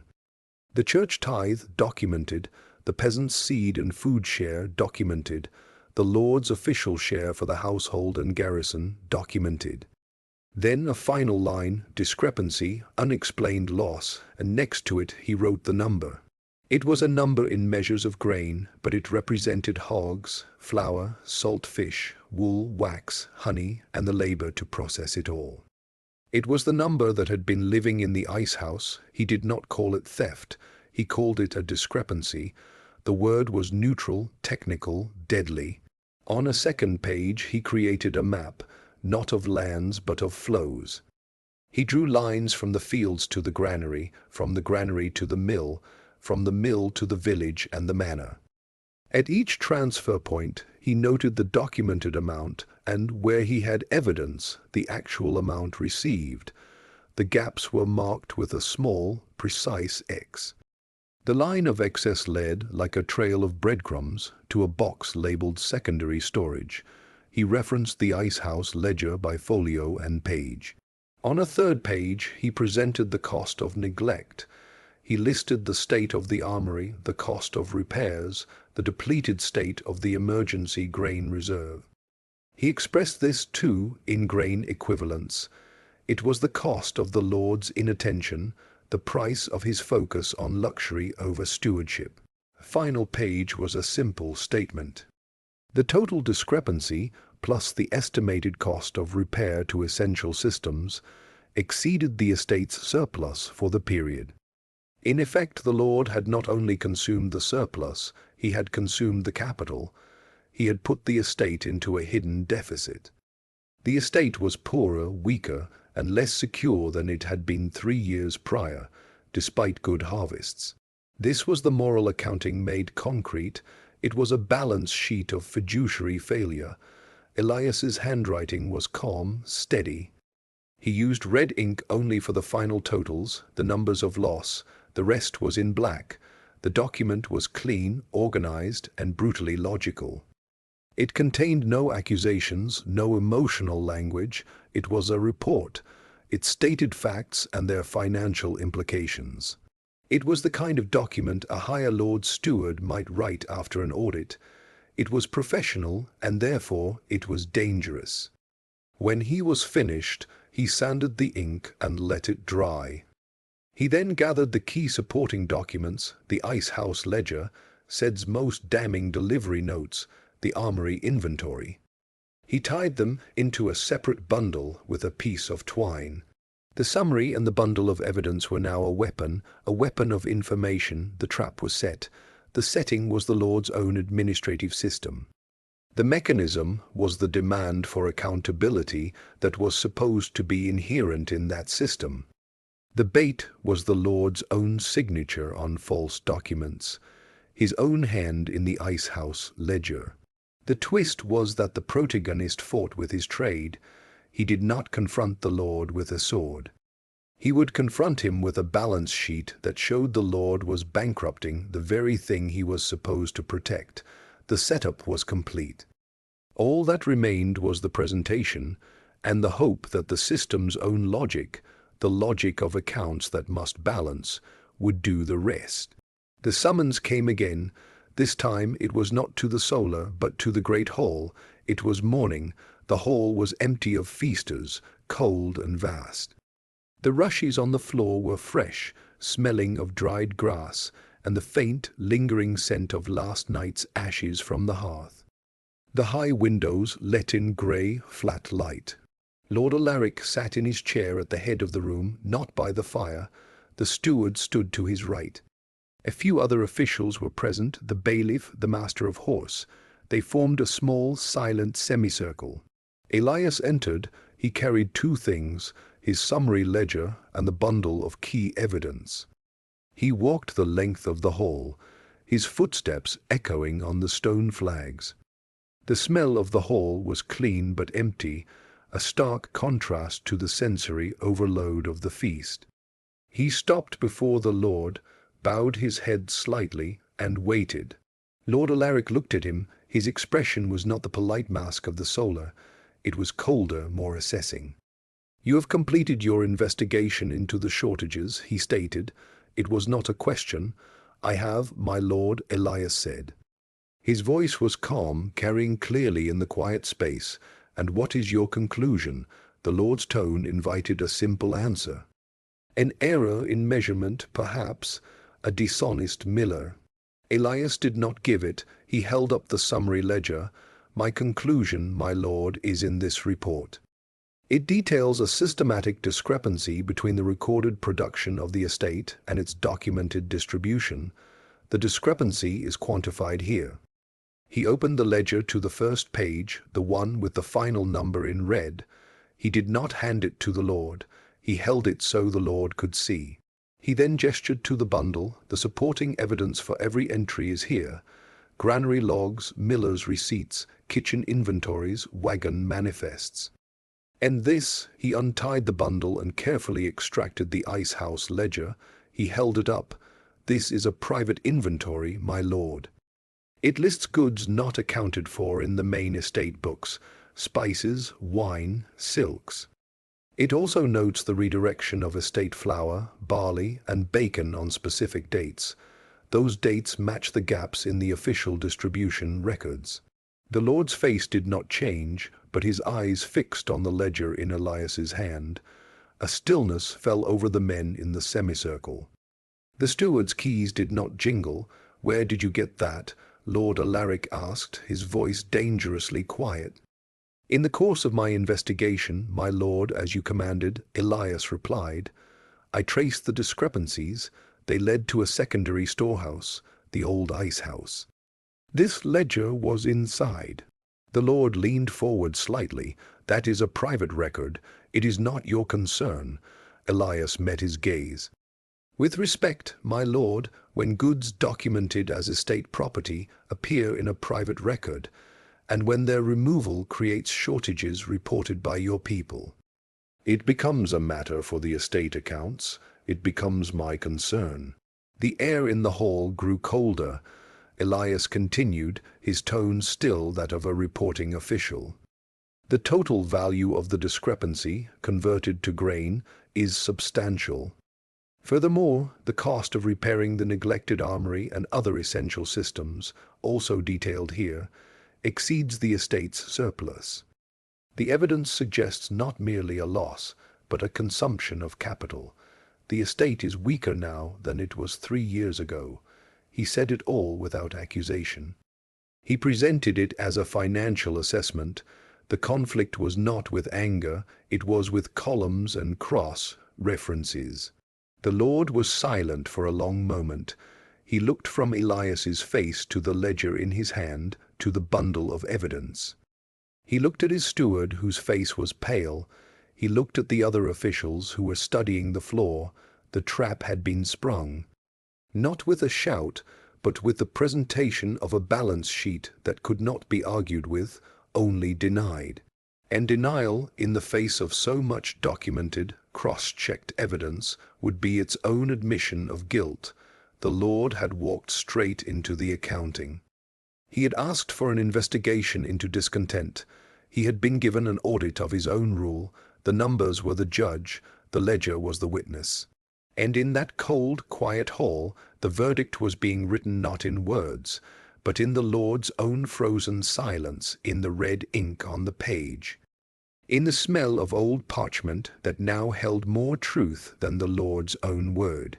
The confrontation in the great hall was not an end, but a pivot point. To understand its potential consequences, we must examine historical precedents where numbers brought down the powerful. In the Roman Republic, the Gracchi brothers used detailed census and land records to argue for redistribution, their factual basis making their populist appeal dangerously credible to the elite. In medieval England, the Domesday Book was not just a tool for William the Conqueror to tax. It was also a weapon used by later kings to check the power of overmighty barons by proving what lands and wealth they truly held. In the Renaissance, the meticulous account books of the Medici Bank were not just ledgers. They were political tools that could ruin rivals or secure alliances by calling in debts or revealing insolvency. In the 18th century, the financial scandals that brought down the French monarchy, like the affair of the diamond necklace, were fueled not by the crime itself, but by the publication of account statements and letters that revealed the corruption and frivolity at court. In all these cases, the power of the record was twofold. First, it established facts in a realm where power often relied on obfuscation and privilege. Second, it translated moral or political grievances into a language that other power centers could understand, the language of law, finance, or feudal obligation. A baron might ignore a peasant's cry of injustice. But if that injustice was documented as a breach of the feudal contract, as a failure to provide protection in return for labor, the baron's own lord or the king's justices might take notice. The numbers spoke a cold, universal tongue that cut through the hot, particular language of loyalty and custom. Elias's report was such a document. It translated the villagers' hunger, the kitchen's shortages, the armory's decay, into the language of estate management and feudal responsibility. It was no longer a story about a cruel lord, it was a report about a failing steward. This shifted the conflict from the personal to the institutional. Lord Alaric was not just a man who had made enemies. He was a lord who had failed in his duty, as defined by the very system that gave him his title. His vulnerability was not to the anger of his people, but to the judgment of his peers and superiors. If the report left the manor, if it reached the ear of his liege lord, the count or duke to whom he owed fealty, it could be catastrophic. The liege lord had an interest in the health of his vassals' estates. A weak estate meant fewer knights, less tax, a vulnerable border. The report proved Alaric was weakening the estate.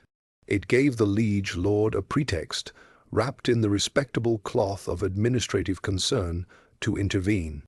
He could impose a regent, demand restitution, or even confiscate the lands for gross mismanagement. This is the historical mechanism Elias was activating, perhaps without fully realizing it. He was not just balancing a moral ledger, he was creating a legal and political document that could trigger a higher level of systemic enforcement.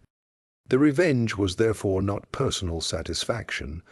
It was the activation of a larger system of accountability that existed, in theory, above the Lord. The numbers were the key that could unlock that system. The fall of the villain in this historical pattern comes not from a dramatic duel, but from the slow, grinding wheels of administrative and legal process set in motion by an undeniable factual record. The Lord's greed had made him vulnerable to this kind of attack. By stealing, he had created facts. By documenting the theft poorly, he had left evidence. By flaunting it, he had drawn attention. Elias had merely collected those facts, organized that evidence, and focused that attention into a beam of pure numerical light. In the cold light of that beam, the Lord's power, which seemed so solid in the feast hall, looked suddenly fragile.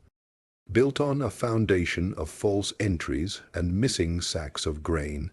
The historical layer shows that Elias's quiet confrontation was far more dangerous than any shouted rebellion. Rebellions can be crushed. But a perfect audit, once released into the world, is almost impossible to retract. It becomes a fact. And facts, in the long run, have a weight that even kings must acknowledge. The silence in the great hall stretched. Lord Alaric could have ordered Elias seized. He could have had the documents burned. He could have dismissed it all as the fantasy of a disgruntled clerk, but he did not. The systemic trap had closed. To destroy the evidence now, in front of his own officials, would be an admission of guilt so blatant it would shatter any remaining legitimacy. It would turn the private knowledge of his inner circle into public, undeniable fact. The steward knew, the bailiff knew, the master of horse knew, they had seen the ledger, they had heard the numbers. If the Lord acted violently now, he would be proving Elias right in the most dramatic way possible. He would be confirming that the truth was so dangerous it had to be physically suppressed. This would make him vulnerable not just to his liege lord, but to rebellion from within.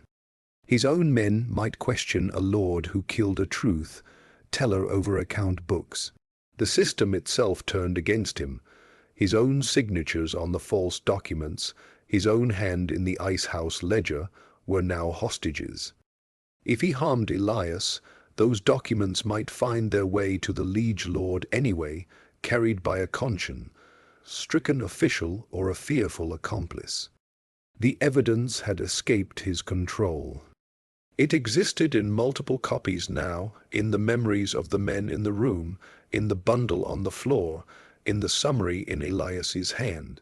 The Lord was trapped by the very bureaucracy he had used to hide his theft. The bureaucracy required consistency, record, keeping, and chains of custody.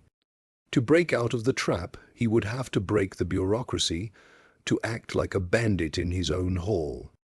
And that would destroy the foundation of his own power, which was not raw force, but the accepted fiction of lawful lordship. He looked at the steward, the man would not meet his eye. He looked at the bailiff, who studied a tapestry with intense interest. His support was crumbling, not out of morality, but out of calculated self-preservation. They were distancing themselves from a sinking ship. They were recalculating their own ledgers of risk and reward. The Lord took a slow breath. The sound was loud in the quiet. He looked back at Elias.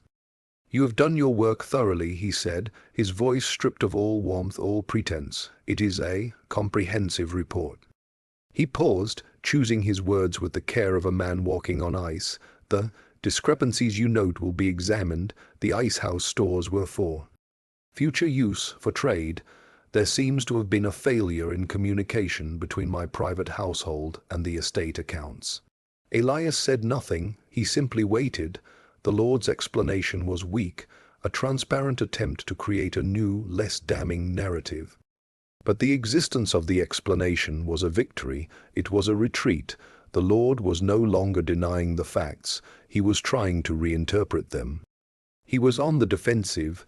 The system was forcing him to engage on its terms, the terms of accounts and justifications. He stood up. "This audience is concluded," he said. "Leave the documents with the steward. You will have your instructions." Elias bowed. He placed the summary ledger and the bundle of evidence on the floor at the steward's feet. Then he turned and walked back down the length of the hall. He did not look back. He could feel their eyes on him, a mixture of fear, respect, and hatred. He walked out into the courtyard. The cold air was a shock, clean and sharp. He took a deep breath. He had done it. He had presented the truth. He had not been struck down. The system had held just long enough, just rigidly enough, to force a confrontation on the ground of fact. The villain had not destroyed himself yet, but he had been cornered by his own greed, his own records, his own need to maintain the facade of lawful rule. The collapse had begun.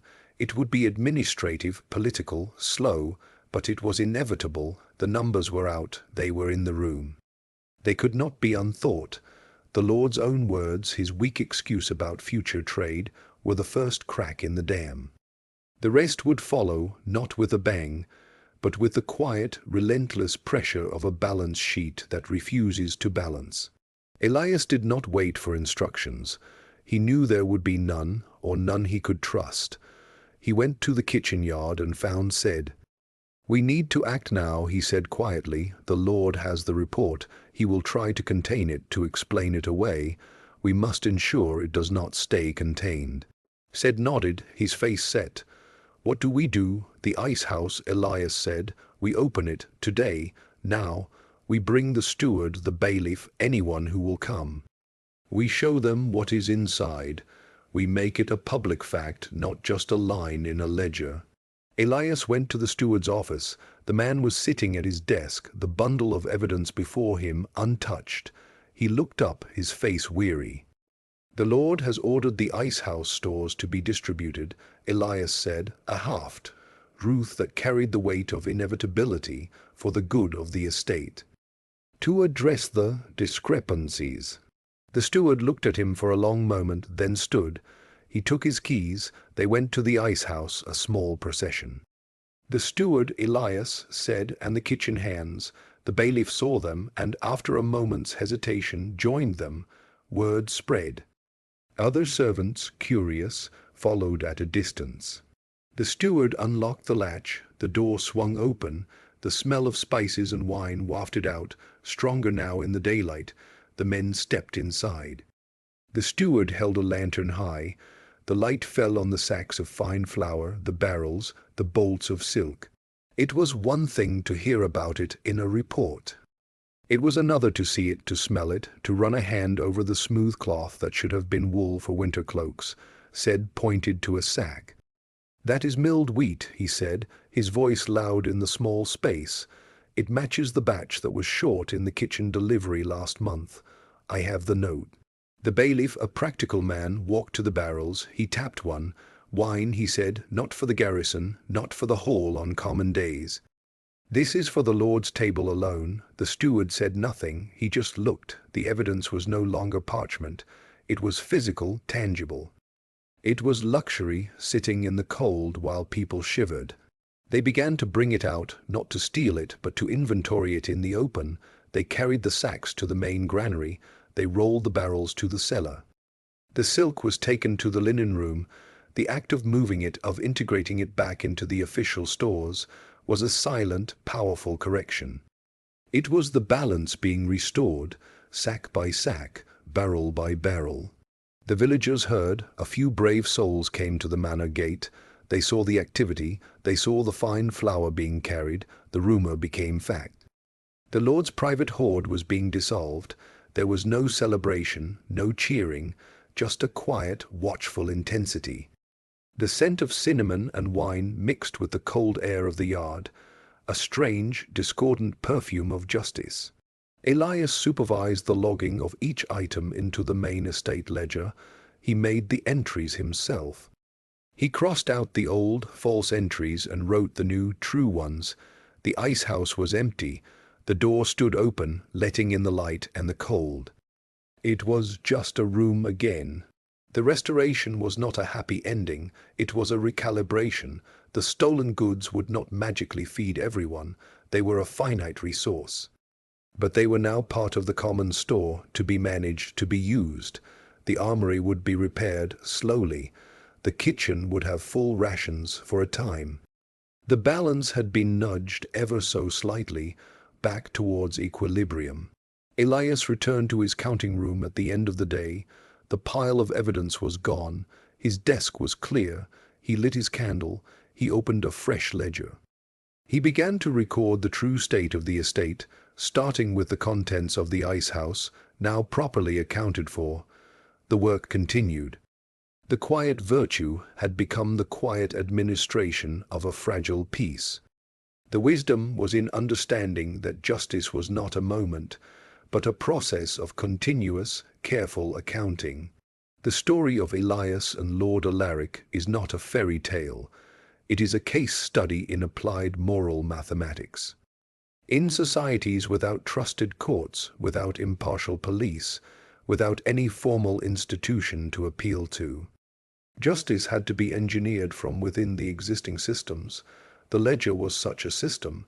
It promised that for every debit there must be a credit, that the accounts must balance. This was not just an economic principle, it was a moral one.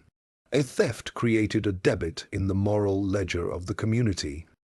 The hunger of a child, the cold of a family, the rust on a sword, these were the entries on that debit side. Revenge, in this context, was not an emotional response. It was the technical process of finding the corresponding credit to balance the books. It was the act of documenting the theft so precisely, so irrefutably, that the system itself was forced to acknowledge the imbalance and seek correction. The correction might come from the thief's own hand, as he tried to explain away the evidence. It might come from his superiors, acting to protect their own interests. It might come from the slow, collective pressure of a community that now had proof. The method was always the same: meticulous documentation, cross-referencing, patience. The weapon was the truth, given weight and structure by numbers. The goal was not to destroy the villain in a burst of anger. It was to restore equilibrium, to return the stolen sacks to the granary, to mend the neglected armor, to rebalance the scales so that the community could function again.